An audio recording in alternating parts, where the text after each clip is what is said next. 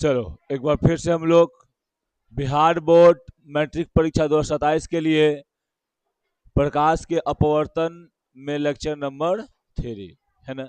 हम लोग lecture number 2 और 1 में पढ़ चुके हैं प्रकाश के अपवर्तन, है ना। फिर उसके बाद पढ़ चुके थे माध्यम, पढ़ चुके थे, समझे। ये सब हम आप लोगों को पढ़ा चुके थे, कोई दिक्कत इसमें नहीं ना, बताओ। अब यहाँ पे हम आप लोगों को आज पढ़ाएंगे पार्श्व का परिवर्तन। क्या है जी? पार्श्व परिवर्तन। चलिए इससे पहले हम थोड़ा सा और चलते हैं। आप लोग को हम बताए थे क्या, देखो हम बताए थे आप लोगों को कि जब आप जो है प्रकाश को विरल से सघन में भेजते हैं, फिर सघन से विरल में भेजते हैं, तो देखो ये क्या होगा जी, जाएगा इस पर एक अभिलंब खिंचाएगा। क्या खिंचाएगा? एगो यहाँ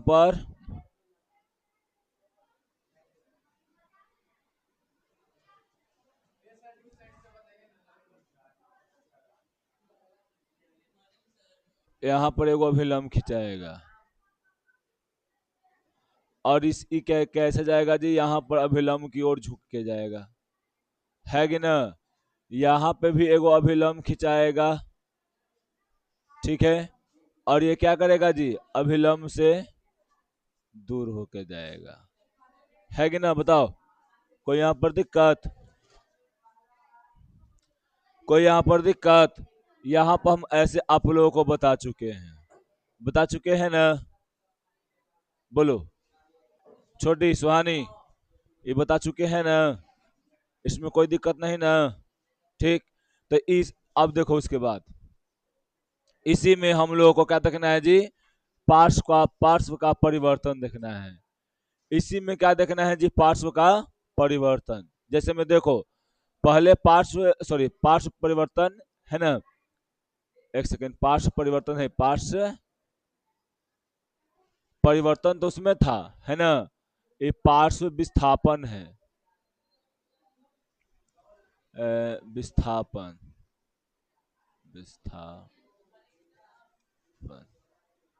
देखो पार्श्व विस्थापन का फर्क, पार्श्व विस्थापन का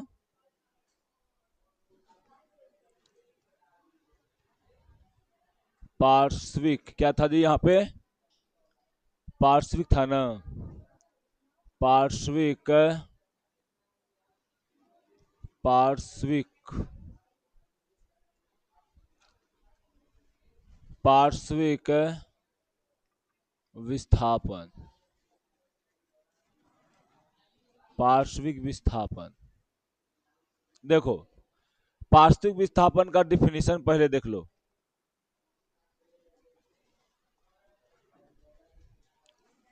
परिभाषा क्या है जी यहाँ पर? इसका परिभाषा, ठीक। देखो क्या बोल रहा है परिभाषा में, बोल रहा है ना कि आपतित किरण, आपतित किरण और निर्गत किरण, आपतित किरण और निर्गत किरण के बीच की दूरी को क्या कहते हैं हम लोग जी? पार्श्विक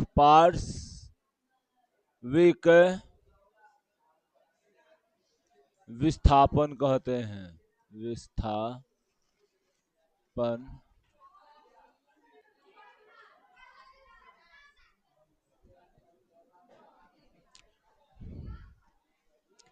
ए लड़की यहां पर देखो, अरे ये से आ गया।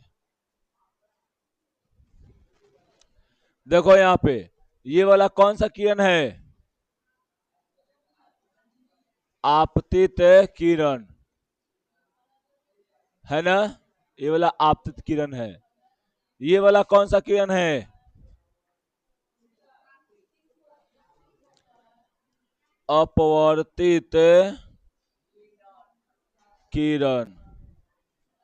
ये वाला कौन सा किरण है? इसको बोलते हैं निर्गत किरण। ठीक है, इतना आप लोग समझ हैं। यहां पर देखिए, जब ये आया एक ऐसे के बाद टकराया, और टकरा कर एक कांच में जैसे ही प्रवेश करता है तो ये वाला किरण को हम लोग बोलते हैं आपतित किरण, है ना। जैसे ही यहां से क्या हो जाएगा जी, कांच से बाहर निकल जाएगा, इसको क्या कहेंगे हम लोग? निर्गत किरण, है ना। तो आप लोग इसको ध्यान में रखिए, समझे। अब यहां पर देखिए, आप इसमें हम डिफिनीशन क्या बतलाए हैं, बताओ। पार्श्विक विस्थापन का डिफिनीशन क्या है? आपतित किरण और निर्गत किरण के बीच की दूरी को हम लोग क्या कहते हैं जी? पार्श्विक विस्थापन कहते हैं, है ना। अब तुम यहां देखो, ये वाला आपतित किरण है और ये वाला निर्गत किरण है। इसके और इसके बीच के दूरी को हम लोग क्या कहेंगे जी? पार्श्विक विस्थापन कहते हैं। देखो कैसे पार्श्विक विस्थापन यहां पर हम निकालते हैं। अब देखिए यहां पे आप, हाँ हाँ कमिंग, टाइम से आया कीजिए थोड़ा सा। आपका अभी भी 6 बजे का है।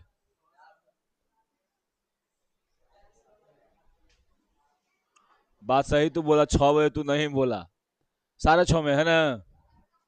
हम बोले 6 बजे, तू बोला ना सर 6:30 में तुम्हारा है। देखो इधर पहले, ये वाला किरण तुम्हारा आ रहा है, इस पर एक अभिलंब खींच दिए ऐसे, यहां से किरण यहां पर आया, ठीक है। इस पर एगो ये क्या खींचा गया है जी? अभिलंब। और ये किरण जो है यहां से ऐसे,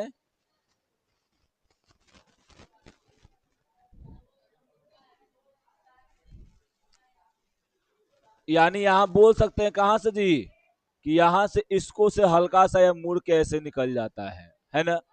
अब देखो थोड़ा सा, देखो यहाँ पे कल्पना करना कि यहाँ पर ही कांच है, कांच का वो ग्लास है, तब एकरा में अपवर्तन हो रहा है। अगर मान लो कि ये किरण आ रहा था और यहाँ पे कोई माध्यम नहीं है, सिर्फ एक ही माध्यम में सिर्फ वायु ही है, जब खाली वायु ही रहेगा तो क्या होगा जी? ये सीधे चला जाएगा, जाएगा सीधे। नहीं समझ में आया? हम बोले, बता पहले, प्रकाश कौन सी रेखा में चलता है? सीधी रेखा में चलता है। यहां पे माध्यम था, यहां पे वायु वाला माध्यम है यानी विरल, यहां पे कांच है, मतलब कि सघन, है ना। तो यहां पर जब आ रहा था तो इससे टकरा रहा था, तो जैसे ही अंदर प्रवेश कर रहा था तो इसको मिला था सघन माध्यम, तो अभिलंब की ओर झुक जा रहा था। क्या यहां पे कांच कोई है रखा हुआ? तो डायरेक्ट सीधे निकल ना जाएगा जी।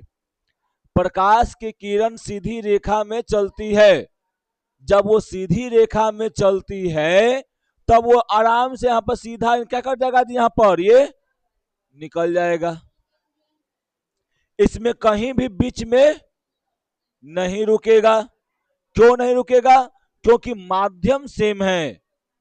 माध्यम क्या है जी? यहां पर सेम, सेम मतलब एक ही है, माध्यम समान है। आज जब माध्यम समान रहेगा तब यहां पर क्या हो जाएगा छोटू? वो डायरेक्ट एकदम सीधी रेखा में यहां से वहां चला जाएगा। समझ में आ रहा है? बताओ। और जैसे ही माध्यम रखा गया है तो एक में अपवर्तन हो रहा है।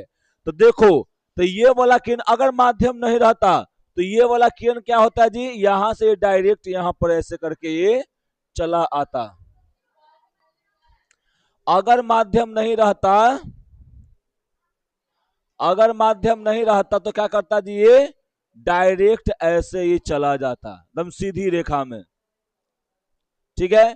डायरेक्ट ऐसे चला जाता, जाता कि नहीं जाता? बोलो। तो ये वाला कौन सा किरण है, डायरेक्ट आ रहा है, तो ये वाला है आपतित किरण। कौन सा है जी, आपतित किरण है, किरण है ना। तो देखो ये वाला है आपतित किरण, और ये वाला कौन है जी, निर्गत किरण, है कि ना। देखो देखो तनी यहाँ पे, तो एकड़ और एकड़ यहाँ और इसके बीच में, यानी इसके और इसके बीच में कुछ दूरी यहाँ पर है ना जी, दिख रहा है दूरी कुछ यहाँ पे। ये वाला आपतित किरण और ये वाला निर्गत किरण के बीच में कुछ दूरी दिख रहा है, यही दूरी क्या कहलाता है तुम्हारा, पार्श्विक विस्थापन।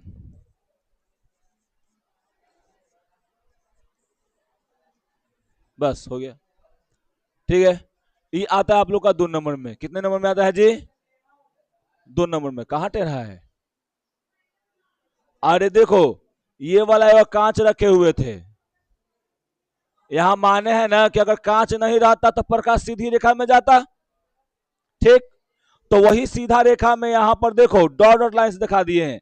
एक्चुअली में तो यहाँ कांच रखल है, तो यहां पर तो यहाँ क्या करेगा, यह अभिलंब की ओर मुड़ जाएगा। आज जैसे ही यहां से निकलेगा फिर से बिरल माध्यम में जाएगा, तो ये कैसे दूर जाएगा। अगर कांच नहीं रहता तो क्या करता, एकदम ऐसे सीधा रेखा में चला जाता, नहीं रहता था ज्यादा सीधा रेखा में ना। तो ये वाला कौन है, ये आपतित किरण है, आपतित किरण। हाँ आपतित, आपतित किरण है, समझे। आई क्या है जी, ये निर्गत किरण है। आज जब ये दोनों के बीच में रहेगा तो क्या कहलाएगा, ये दूरी को क्या हम लोग कहते हैं, समझ में आ रहा है, कोई दिक्कत इसमें नहीं ना। यही तुम्हारा पार्श्विक विस्थापन है, यही वाला यहाँ पर दिया गया है, ठीक। नहीं, 2 किरण यहाँ पर नहीं जाएगा, यहाँ 2 किरण गया कहां पे है, यही किरण, हाँ। यही वाला किरणवा जो है ना, ये वाला किरणवा, इसी को मान लेते हैं कि अगर नहीं रहता तो ऐसे जाता, ठीक, ऐसे जाता। और यहां पर मान लो कि है, तो यहां पर ये ऐसे जा रहा है, तो ये जा रहा है ऐसे, और नहीं रहता तो जाता ऐसे, ठीक है। इस दोनों के बीच के दूरी को हम लोग क्या बोल देते हैं जी, यहाँ पे हल्का कल्पना करना होता है, हल्का दिमाग लगाना होता है कि मान लो ये नहीं रहता तो ऐसे जाता, ठीक। मान लो यहां पर रख दिए तो ऐसे जा रहा है, तो ये जाता ऐसे, अब जा रहा है यहां से, तो हर दोनों के बीच में गैप हो ना गया जी, यही गैप हुआ, क्या बोलते हैं हम लोग, पार्श्विक विस्थापन, ठीक है। तुमको जाना था ऐसे, है ना, और तुमको आगे मीडियम मिल गया, तुम चल दी ऐसे, तो क्या हो गया, हाई वाला लाइन और ई वाला लाइन के बीच में गैप हो गया ना, और यही गैप को क्या हम लोग बोलते हैं, पार्श्विक विस्थापन। चलिए देखिए, पार्श्विक विस्थापन में यहां पर लिखा गया है वही वाला बात है ना। यहां पर उतना ज्यादा यहाँ पर नहीं, आप लोग को सब लिख के यहाँ पर दे दिया जाएगा। अब क्या है जी, यहां पर देखो, आप लोग को ये थोड़ा सा लगेगा टफ, क्या लगेगा जी, टफ हल्का लगेगा, है ना। लेकिन इसमें कुछ ज्यादा नहीं करना है, आराम से जैसे बोलेंगे वैसे सुनना है, समझे ना। क्योंकि अपूर्णांक का पहला बार आप लोग नाम ही सुन रहे होंगे, पहली बार ना सुन रहे हैं नाम। जब पहला बार नाम सुन रहे हैं तो हल्का दिमाग में क्या करेगा, जोर नहीं पड़ेगा। फिर अपने से जाके घर पे एक बार पढ़िएगा, देखिए आप लोग तो कर पाइएगा नहीं, है ना, घर पे तो पढ़ पाइएगा नहीं, लेकिन आप लोगों से यही कहेंगे कि आप लोग पढ़िएगा एक बार, ठीक है। और एक बार पढ़ के अपने से देखिएगा क्या मतलब है, समझ में आ रहा है। अगर उसके बाद भी डाउट अगर बुझाए तो या तो एक बार वीडियो देख लीजिएगा, नहीं तो आगे सीधे पूछ लीजिएगा, समझे। तो चलिए शुरू करते हैं, क्या है जी, अपवर्तनांक, रिफ्रैक्टिव इंडेक्स, है ना। अब देखो रिफ्रैक्टिव इंडेक्स क्या होता है, कि कोई माध्यम जो है, कोई भी माध्यम, ओकरा में कितना उसका घनत्व है है ना, होगा में उसका कितना अपवर्तनांक है, या वो कितने प्रकाश को मोड़ देता है, वो वाला चैप्टर नहीं है, वो पहला का चैप्टर है, आई दूसरा चैप्टर है। ठीक, तो इसमें कितना है, देखो कोई भी प्रकाश में, सॉरी कोई भी माध्यम में प्रकाश को मोड़ने की क्षमता कितना होता है, उसमें घनत्व कितना है, वही क्षमता वाला यहाँ पर देखते हैं ना, वही क्या कहलाता है यहाँ पे अपवर्तनांक। मान लो कांच है, पे चलते हैं, वायु पे चलते हैं, तो वायु क्या करता है, वायु का अपवर्तनांक बहुत कम होता है। क्यों? क्योंकि इसमें कण, जो माध्यम में कण जो होते हैं वो बहुत कम है, और ये प्रकाश को बहुत कम मोड़ पाता है, एकदम न के बराबर मोड़ता है। इसलिए बोलते हैं कि निर्वात में प्रकाश का चाल और वायु में प्रकाश का चाल एक ही रहता है ना। अब जैसे ही हम लोग आगे बढ़ते हैं तो जाते हैं पानी पर, है ना, तो पानी में जाते हैं तो वहां प्रकाश का चाल बदल जाता है, और ओकरा में क्या होता है जी, आते रहता है कहां से, हल्का बेंड कर जाता है, किधर की ओर, अभिलंब की ओर चल जाता है। तो यहां पे क्या हो गया, उसका पानी का अपवर्तनांक हवा के अपवर्तनांक से क्या है जी, ज्यादा है। क्या है वहां पे, ज्यादा, यानी का में ज्यादा हल्का घनत्व है, तो मोड़ देता है प्रकाश के किरण को। अब पानी से अगर भेज देते हैं कांच में, तो कांच से देखो, पानी से घनत्व किसका ज्यादा है, कांच का, यानी घनत्व किसका ज्यादा है, कांच का, तो अपवर्तनांक किसका ज्यादा होगा जी, कांच का। अब जिसका अपवर्तनांक ज्यादा होगा वो क्या करेगा, प्रकाश चल को और ज्यादा मोड़ देगा, यानी और अभिलंब की ओर झुका देगा, समझे। तो अपवर्तनांक वही होता है, यानी माध्यम में कितना घनत्व है, कितना वो प्रकाश को मोड़ सकता है, कितना पावर है उसको, वही यहाँ पे क्या है जो एक अपवर्तनांक है ना। तुम में कितना कैपेसिटी है पकड़ने का, कितना एबिलिटी है पढ़ने का, वही तुम्हारा एक समझ लो कि क्या है जी, अपवर्तनांक है। किसी में जो है वो एकदम पूरा एकदम एक के बारे में समझ जाता है, कितना जो है बहुत कम समझता है, कितना समझ में नहीं करता है। तो सब क्या है जी, ओकरा में अलग अलग लेवल का क्या होता है, ओकरा में कैपेसिटी होता है प्रकाश को मोड़ने का, है ना, अभिलंब की ओर झुकाने का, उसमें घनत्व अलग अलग होता है, वही यहाँ पे अपवर्तनांक होता है। ठीक है, कोई दिक्कत, बोलो छोटी, आए, कैपेसिटी मतलब क्षमता, ऐसे तो इंग्लिश में बोलते हैं कैपेसिटी ना, कैपेसिटी ना बोल रही है, कोई दिक्कत ना। हिंदी में तोरा औकात बोली, तोरा औकात कितना हवा, चाहे कितना तोरा औकात हो, लड़ाई हो जाता है ना। देखो पहले तो इसका यहाँ पर डिफिनीशन दिया गया है ना, तो डिफिनीशन याद रखिएगा, क्या है जी, किसी माध्यम का अपवर्तनांक, क्या है जी, सुनामी प्रकाश की चाल। देखो किसी माध्यम का अपवर्तनांक प्रकाश की चाल सी, और उसके माध्यम में प्रकाश के चाल के अनुपात को हम लोग क्या कहते हैं जी यहाँ पर, यानी ये बोल सकते हैं यहाँ पर ना, किसी माध्यम में प्रकाश के चाल और किसी दूसरे माध्यम में प्रकाश के चाल के अनुपात को हम लोग क्या बोलते हैं जी यहाँ पर, अपवर्तनांक कहते हैं। या इसका डिफिनीशन ऐसे भी दे सकते हैं कि निर्वात में प्रकाश के चाल, या निर्वात में प्रकाश के चाल और किसी माध्यम में प्रकाश के चाल के अनुपात को हम लोग क्या बोलते हैं जी यहाँ पे, अपवर्तनांक बोल सकते हैं। देखो यहाँ पे ऐसे इसका डिफिनीशन आप लोग ऐसे याद रखना, निर्वात में प्रकाश की चाल और किसी माध्यम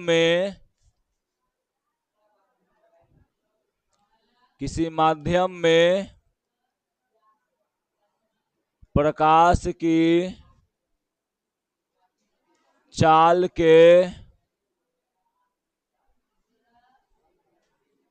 अनुपात को अपवर्तनांक कहते हैं।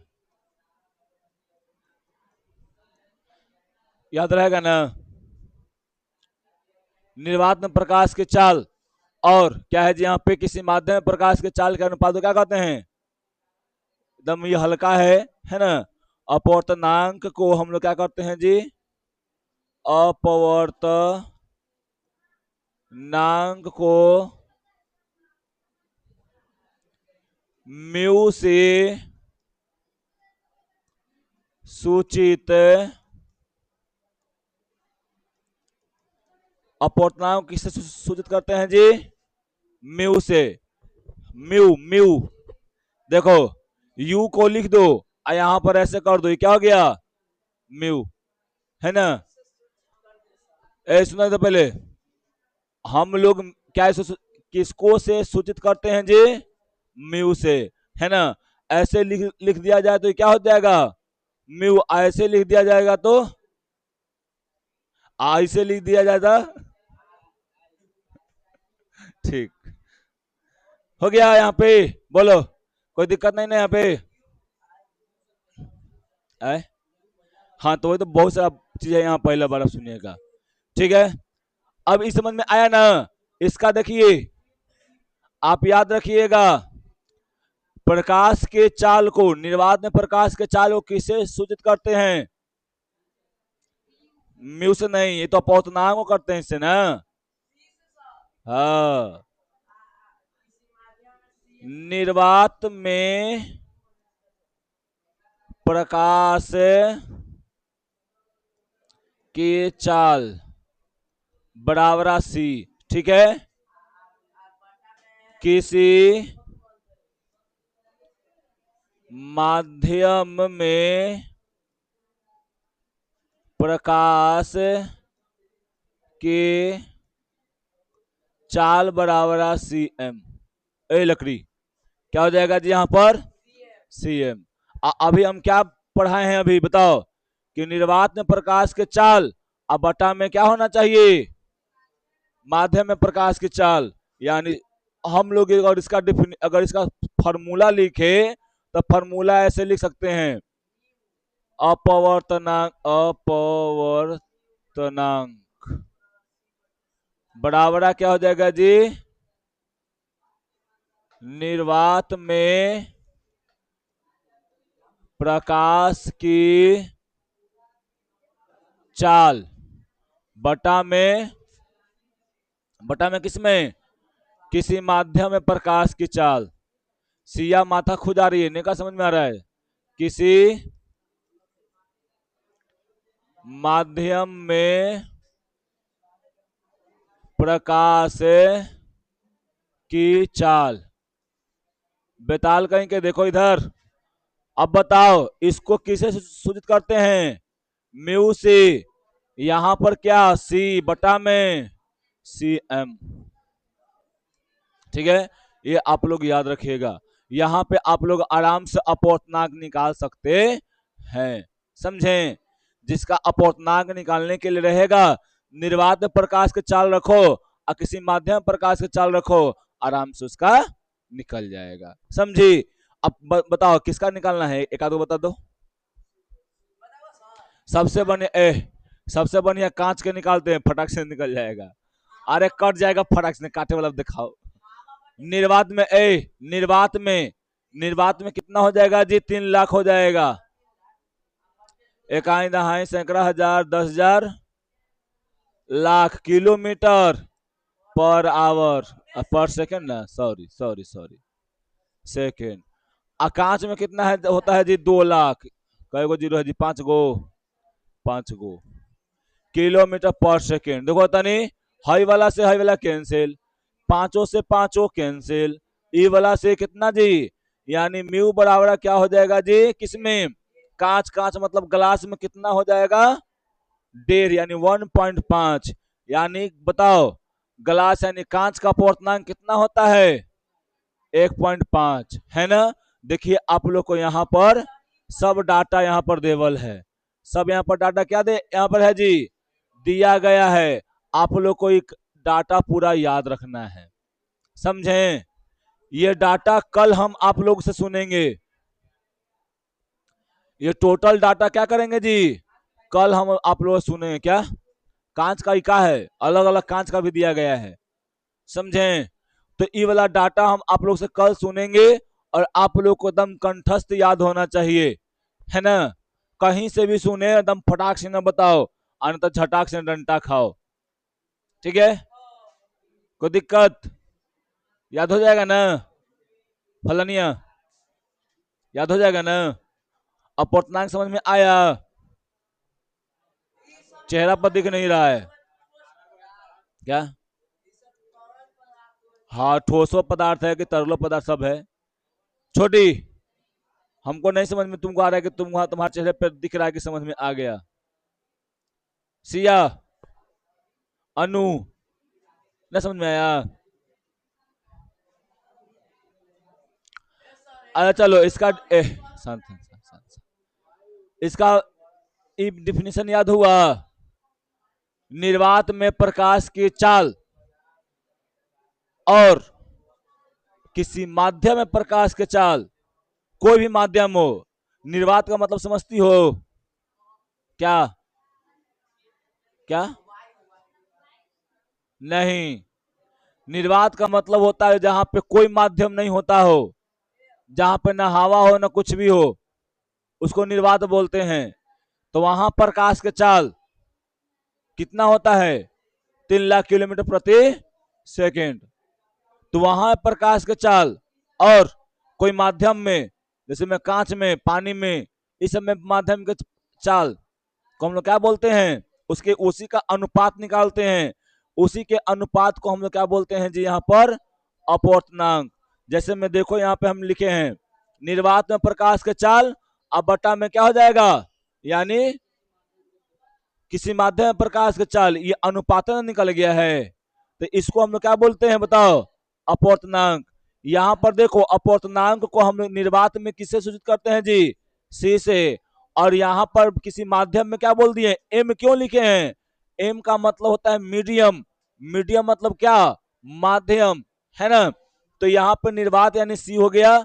और यहाँ पे कोई माध्यम लिख सकती है। यहाँ पे कांच लो, ग्लास, कांच लो, पानी लो, सिंधा, नमक लो, कुछ भी तुम यहाँ पर ले सकती है, समझी ना? तो यहाँ पे आप लोग ऐसे करके अपना निकाल सकते हैं। यही क्या है आपका डिफिनीशन है आप लोग का। अब सुनो एक सेकंड, नहीं जी, अलग अलग प्रकार से चाल होता, अलग अलग रखो क्या?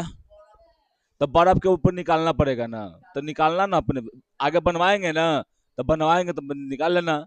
अब देखो सुनो इधर, पहले एक बात यहाँ पर सुनो, आप लोग को अगर लिखने के लिए आए अपवर्तनांक क्या है, तो इतना लिखिए ये वाला, और ये वाला फार्मूला लिख दीजिए, ये वाला फार्मूला, ठीक है? इतना पर आप लोग को 2 नंबर मिल जाएगा। या आप इतना भी लिख सकते हैं, इसको ना लिख के इसको भी लिख सकते हैं, 2 नंबर आराम से आप लोगों को मिल जाएगा। अपवर्तनांक लिखने के लिए आए तो, समझे? कोई दिक्कत है? और आप लोग क्लास छोड़ने का थोड़ा सा कष्ट करें क्लास न छोड़ने का कष्ट करें, समझे? देखो अपवर्तनांक थोड़ा सा टेढ़ा होता है, समझी ना? तो यहाँ पे थोड़ा सा पहले क्या देखते हैं? यहाँ पर निरपेक्ष। निरपेक्ष मतलब क्या? निरपेक्ष यानी कोई मतलब उसका विरोधी नहीं होगा, है ना? यानी देखो निरपेक्ष अपवर्तनांक का डिफिनीशन और अपवर्तनांक का डिफिनीशन दोनों सेम लगभग होता है। क्या होता है जी? लगभग दोनों सेम होता है। कैसे से देखो, यहां भी क्या बोल रहा है? निर्वात में प्रकाश की चाल और दिए गए माध्यम में प्रकाश के चाल के अनुपात को क्या बोलते हैं हम लोग जी? निरपेक्ष अपवर्तनांक। जो अभी बताए हैं अपवर्तनांक का डिफिनीशन उससे मिलता जुलता है कि नहीं है? मिलता जुलता क्या है? वही वाला डिफिनीशन में है कि ना? बताओ, कोई दिक्कत यहाँ पर नहीं ना? निर्वात में प्रकाश के चाल और किसी माध्यम में प्रकाश के चाल को अपवर्तनांक कहते हैं, उसी को क्या कहते हैं हम लोग जी? निरपेक्ष अपवर्तनांक कहते हैं। याद रहेगा कि नहीं रहेगा बताओ? इसमें ये भी आता है, ये भी पूछा गया है, समझी? अगर ये भी पूछा जाए डिफिनेशन लिखो, काम खत्म।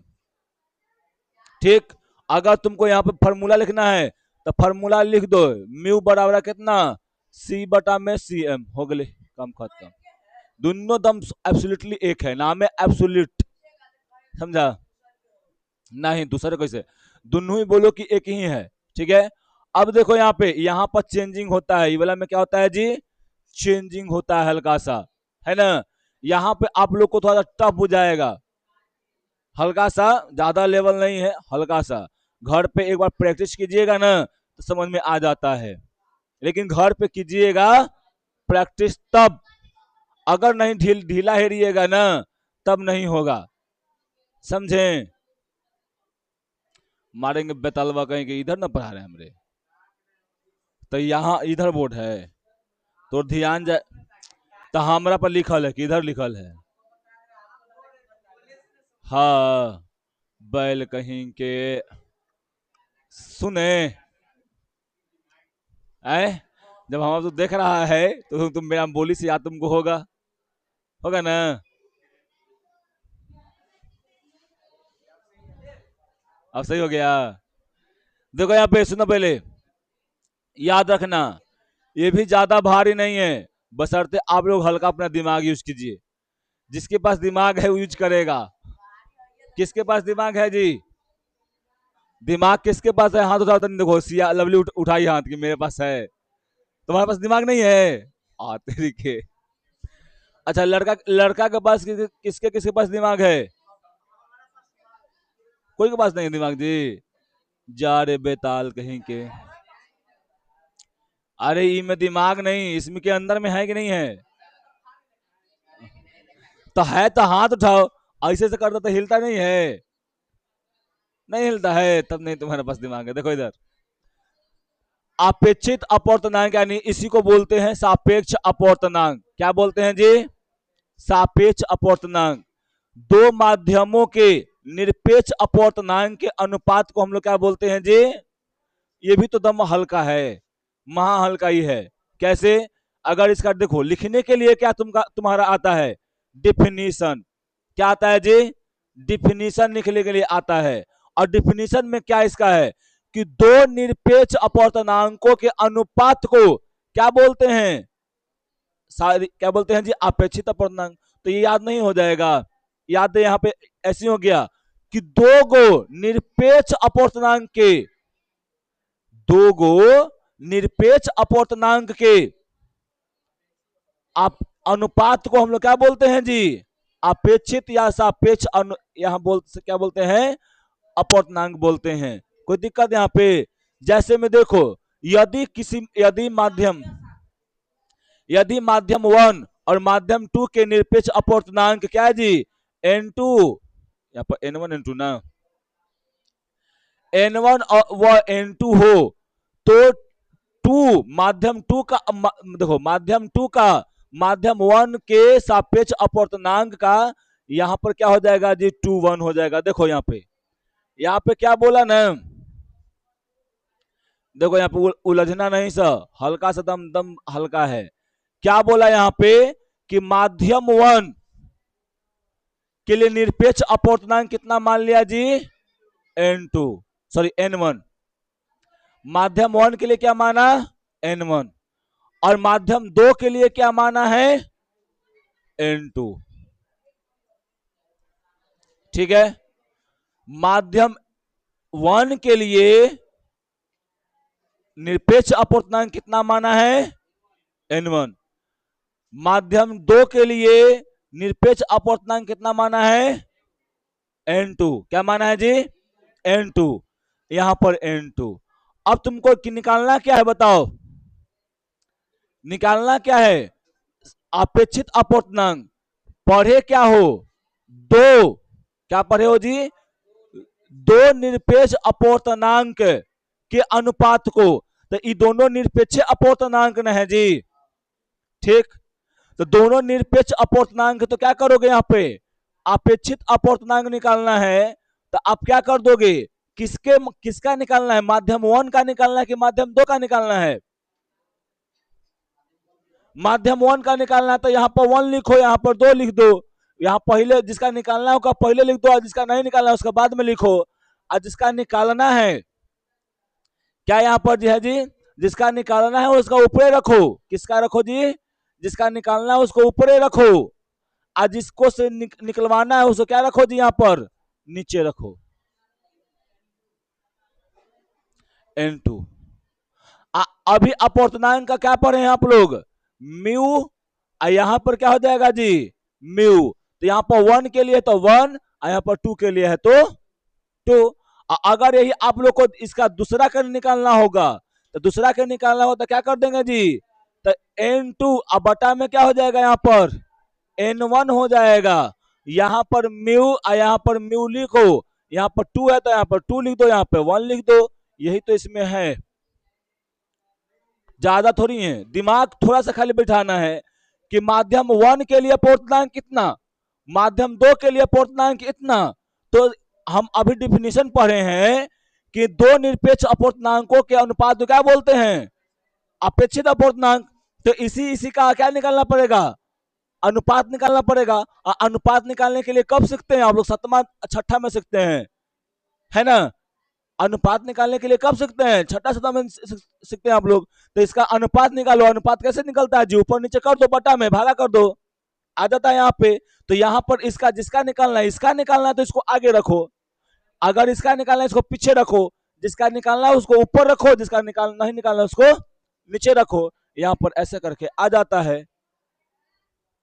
कोई दिक्कत? सोच करिए। देख दीदी, देखो माध्यम 1, माध्यम 1 क्या है जी? माध्यम 1 के लिए निरपेक्ष अपूर्णांक कितना माने हैं? N1। माध्यम 2 के लिए निरपेक्ष अपूर्णांक कितना माने हैं? N2। अभी अपेक्षित अपूर्णांक का डिफिनेशन क्या पढ़े हैं कि दो निरपेक्ष अपूर्णांक के अनुपात को क्या हम लोग बोलते हैं? अपेक्षित अपूर्णांक कहते हैं। क्या पहले किसका निकालना है? मान लो कि हमको निकालना है, किसका निकालना है जी? N1 का निकालना, तो इसको आगे रखो। किसके सापेक्ष निकालना है? N2 के, तो इसको यहां रखो बराबर में। यहां पर N1 कर दो, और यहां पर क्या कर दो जी? N2। यहां पर तुम लिख सकते हो ऐसे करके, इतना बराबर, इसके जगह पर म्यू1 बटा में क्या हो जाएगा जी? म्यू2। अगर इसका निकालना है इसके सापेक्ष, तो क्या कर देंगे जी? 2 1। जिसका निकालना है उसको आगे रखो, और जिसका नहीं तो उसको पीछे रखो। यहां पर क्या हो जाएगा जी? N2। क्या हो जाएगा जी? यहां पर N1। किसका निकालना था? देखो तो यहाँ पे 2 का निकालना था ना। यहां पर इसका बताओ अपूर्णांक कितना है जी? यहाँ पे अपूर्णांक का सूचक यानी सूचना करने वाला क्या है? 2। यहाँ म्यू हो जाता है, तो म्यू लिख दिए, और यहाँ पर म्यू1 लिख दिए। काम खत्म। इतना ही जानना है, इससे ज्यादा क्या? अरे देखो, इसका हम लोग क्या मान रहे हैं? निरपेक्ष अपवर्तनांक। अपवर्तनांक, तो अपवर्तनांक के लिए क्या हम लोग जानते हैं? म्यू। तो यहां पर n के जगह पर लिख दिए हैं म्यू। ठीक है, कोई दिक्कत ना? देखो यहाँ पे सब वही खाली मैथ है, आप लोग का दिमाग इसमें उलझ जाएगा, इसलिए क्या ये मैथ है, इसमें उलझ जाएगा आप लोग का दिमाग, है ना? इसमें कुछ है नहीं, खाली गुना भागा है, समझे? जैसे में देखिए यहाँ पर N1 का मान निकाल दिया इतना, और N2 का मान निकाल दिया इतना, है ना? निर्वात को लेकर निकाल दिया है, समझे? और ये दोनों का देखिए निकालना किसका है जी? इसके निकालना था, तो N2 1 कर दिया, N2 यहाँ पर कर दिया, N1 यहाँ पर कर दिया। यहाँ पर देखिए N1 का मान कितना है? इतना, और N2 का मान कितना है जी? इतना। तो N1 का मान यहाँ, सॉरी, N2 का मान रख दिया ऊपरे, और N1 का मान रख दिया नीचे। ठीक है, अब दोनों को क्या कर देगा जी? दोनों को काटेगा तो क्या होगा, इसको इधर ले जाएगा तो देखो, तो यहाँ पर C2 इसको जब उधर ले जाएगा तो C1 और बटा में क्या हो जाता है यहाँ पर जी C, यहाँ से ई वाला कैंसिल हो जाता है, तो N21 बराबर में क्या आता है जी यहाँ पर C2 बटा में C1 आ जाता है। यही ना यहाँ पर है, देखो तो नहीं है कि ना, बताओ। ये तो आप लोग बचपन में पढ़े हैं तन्नीगो में कि ऐसे ऐसे होता है, ठीक है। याद रखिएगा, ये वाला आप लोग को याद रखना है कि अपूर्णांक का मान इसके और इसके बराबर कितना होता है जी, 1 होता है, ठीक है। अब देखिए यहाँ पर क्या है जी, यहाँ पर अंतर है, तो अंतर तो कभी लिखने के लिए आया नहीं है ना, लेकिन हम लोग पढ़ लेते हैं, कादे नहीं दे देवे, समझे ना।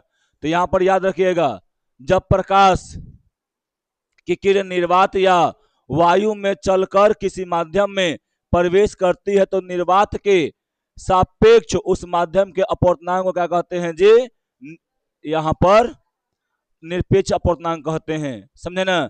या तो आप यहाँ पर इसका डिफिनीशन भी आप लिख सकते हैं, समझे। यहाँ पर इसको यहाँ से ऐसे कर दिए, ठीक है। याद रखना, इसको म्यू से भी सूचित करते हैं और एन से भी। यहाँ पे भी देखो, जब प्रकाश की किरण किसी दूसरे माध्यम में प्रवेश करती है तो पहले माध्यम के सापेक्ष दूसरे माध्यम के अपूर्णांक को सापेक्ष अपूर्णांक या अपेक्षित अपूर्णांक कहते हैं। इसको हम लोग ऐसे भी सूचित करते हैं और ऐसे भी सूचित करते हैं, ठीक है। या इसको पास आप डिफिनीशन लिख दो और यहाँ पर ही क्या कर दो जी, यहाँ पर ये लिख दो, काम खत्म, है ना। तो मात्र 2 नंबर में आता है, आने की संभावना है ना, आया नहीं है अभी तक, समझे। तो इसको आप लोग ऐसे करके याद रख सकते हैं, इसमें कोई दिक्कत नहीं।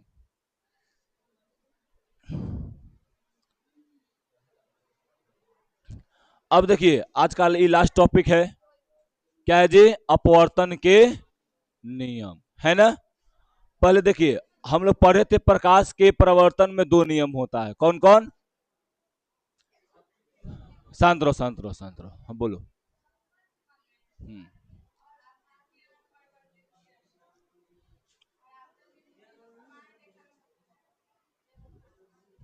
और दूसरा,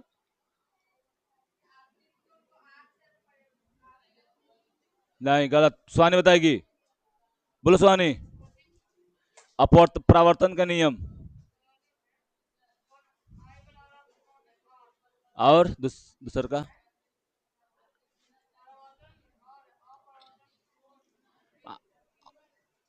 सही बोल रही थी, बोलो। अरे आपतित किरण, परावर्तित किरण और आपतन बिंदु पर खींचा गया अभिलंब तीनों एक ही समतल पर होता है। और कोण आई बराबर कोण आर, यानी परावर्तन कोण अपवर्तन कोण क्या होता है जी, बराबर, यही तो था उसमें। अब देखो, तो इसमें एक दम क्या हो जाएगा जी, अपवर्तन में एक दम सेम, पहले का जो था आपतन कोण, परावर्तन कोण क्या था जी, और अभिलंब अभिलंब आपतन बिंदु पर खींचा गया अभिलंब तीनों एक ही समतल में होगा।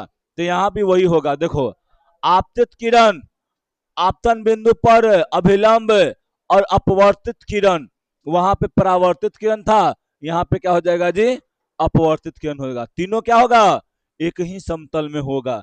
जैसे मैं आप लोग को हम दिखा दें, यहाँ पर देखिए क्या है जी, आपतित किरण, ये क्या है जी, यहाँ पर एक अभिलंब है, और ये क्या है जी आपका अपवर्तित किरण है। ये आपतित किरण, ये क्या है जी, अपवर्तित किरण, आई क्या है, अभिलंब, है ना। तीनों क्या है बताओ पहले, एक ही यही वाला समतल में है कि नहीं है, बोलो, है ना, कोई यहां पर दिक्कत नहीं ना जी। अब देखिए दूसर का, आप लोग को दूसर के याद रखना है, समझे। पहिलका तो ओकरा में एकरा में सेम है, पहिलका जो है ओकरा में परावर्तन में अपवर्तन दोनों में सेम है, खाली परावर्तन के जगह पे अपवर्तन आ जाता है ना। लेकिन दूसर का भिन्न है, दूसर का में कोण आई बराबर कोण आर था, और यहां पर देखो किन्हीं दो माध्यमों की माध्यम और प्रकाश के किसी विशेष वर्ण के लिए आपतन कोण की जया और अपवर्तन कोण की जया क्या अनुपात क्या होता है जी? एक नियतांक होता है। या आप सीधे इसमें ऐसे लिख सकते हैं, एकदम शॉर्ट में लिखना चाहें तो एकरा में अगर आप शॉर्ट में लिखना चाहें दूसर का नियम तो सीधे ऐसे लिख सकते हैं, आपतन कोण की जया और अपवर्तन